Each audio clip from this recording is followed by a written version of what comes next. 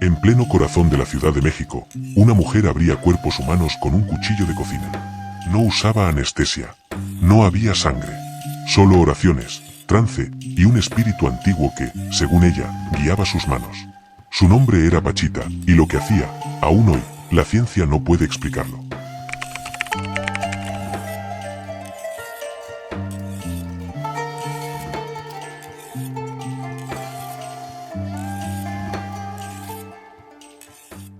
Su nombre real era Bárbara Guerrero. Nadie sabe exactamente dónde nació, aunque muchos aseguran que fue en Chihuahua, a principios del siglo XX. Desde joven, decía tener visiones. Veía cosas que nadie más veía. Escuchaba voces.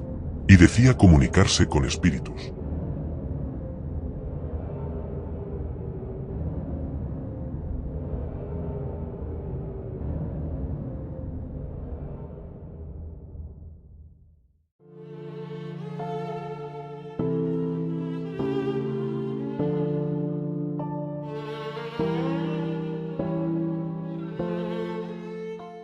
Durante su niñez fue notando que tenía habilidades que ningún otro niño de su edad tenía. Y poco a poco fue desarrollando y conociendo más ese don. Ya adulta, se instaló en una modesta casa en la colonia Portales. Allí, sin bata blanca ni quirófano, comenzó a recibir pacientes. Lo que hacía, no tenía explicación médica.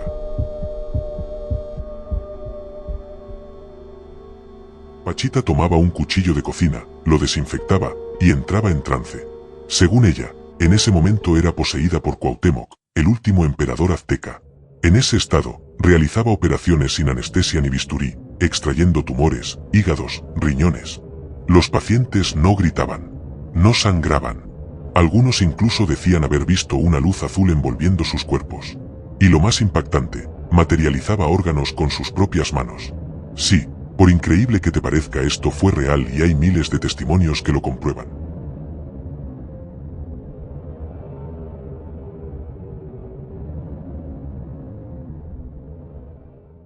Vamos, yo soy un científico, yo tengo un laboratorio, estudio la actividad cerebral, la fisiología cerebral, y me invitaron a conocer a esta mujer Pachita y a sus operaciones. Y lo que yo vi ahí, en principio, contradecía todo concepto y todo conocimiento que yo tenía acerca de la realidad. Y a mí lo que me enseñó, esto que vi, que Salvador pues lo estaba describiendo, y que yo fui testigo también de aquello, lo que me enseñó es que yo no puedo decir cuál es el límite de la capacidad humana. A partir de esa experiencia yo no me atrevo a decir el ser humano no puede hacer esto, o el cerebro tiene tal límite en su potencialidad, sino que parecería que estamos dentro de un continuo extensísimo y no conocemos cuáles son los extremos de este continuo.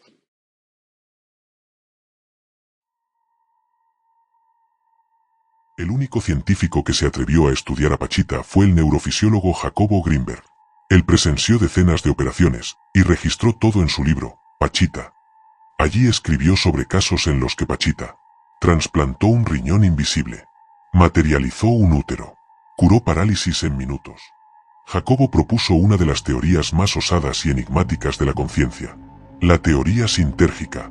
Según Grinberg, todo lo que experimentamos, desde una piedra hasta el amor, no existe como tal, sino que es una interpretación de una realidad más profunda, una especie de campo invisible de energía e información. Este campo lo llamó el látice. Una red energética fundamental, omnipresente y no perceptible directamente por nuestros sentidos. ¿Y cómo accedemos a este campo? A través de nuestro cerebro, o más específicamente, a través del campo neuronal que genera nuestra actividad cerebral. Este campo actúa como un filtro, seleccionando partes del látice y organizándolas en lo que nosotros percibimos como realidad. Pero aquí viene lo más sorprendente. Si cambiamos nuestro campo neuronal, también cambiamos la forma en que percibimos el látice. En otras palabras, modificar la conciencia es modificar la realidad. La teoría sintérgica sostiene que nuestra mente no es una observadora pasiva del universo. Es una co-creadora activa. Lo que ves no es lo que es, sino lo que tu conciencia puede decodificar del látice.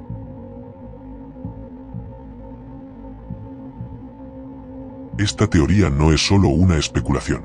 Greenberg la desarrolló basándose en estudios de percepción, neurofisiología y prácticas ancestrales. Y llegó a una conclusión radical. La conciencia no habita el cuerpo. El cuerpo habita en la conciencia. En un mundo donde nos enseñan que la realidad es externa e inmutable, Jacobo Greenberg nos recordó que la verdadera frontera no está allá afuera, sino dentro de la mente. La teoría sintérgica no solo plantea una nueva visión del universo, propone una revolución en la forma en que entendemos nuestra existencia.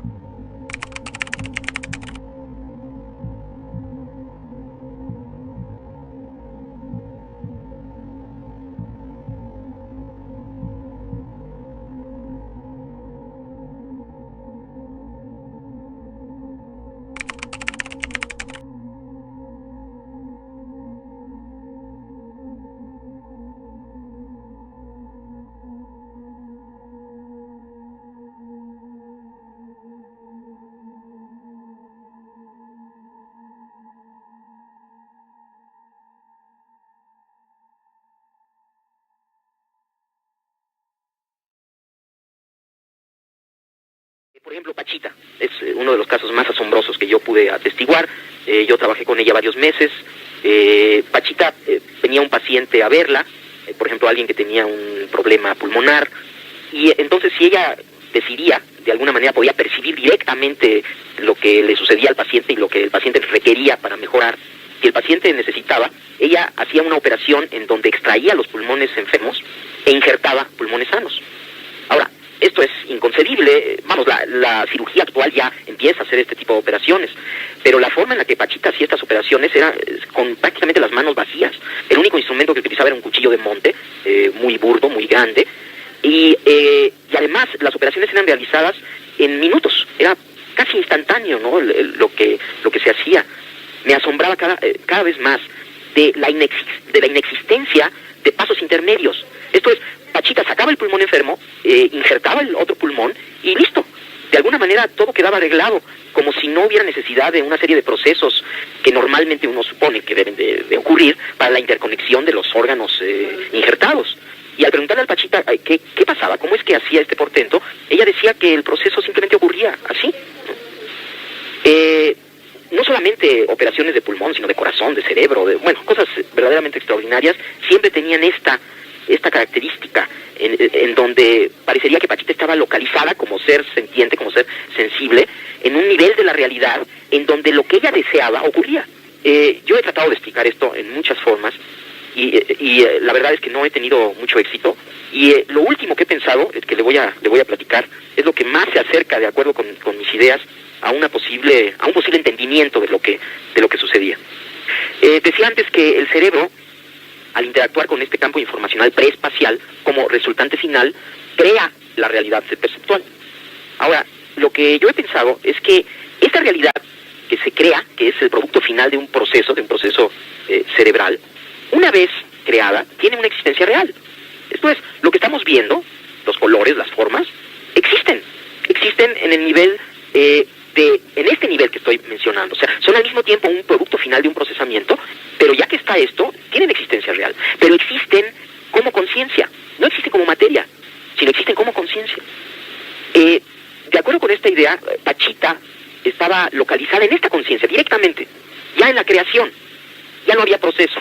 Y las leyes de esta conciencia, que llamamos mundo, que llamamos objetos, que en realidad es pura conciencia, de alguna manera ya las manejaba. Y en este nivel no hay pasos intermedios, puesto que todo es conciencia, puesto que aún los objetos que percibimos son, esta resultante final, son parte de la conciencia. Entonces, si uno está totalmente localizado ahí, si uno no tiene ninguna duda acerca de que la realidad es ese nivel, entonces uno simplemente funciona en ese nivel con las leyes de ese nivel.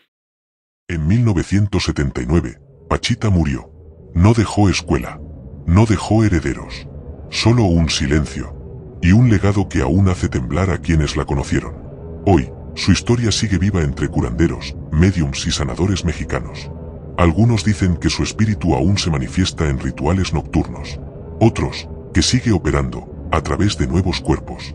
Si esta historia te impactó, suscríbete, porque esto apenas comienza. Y recuerda, a veces, la verdad se esconde en la oscuridad.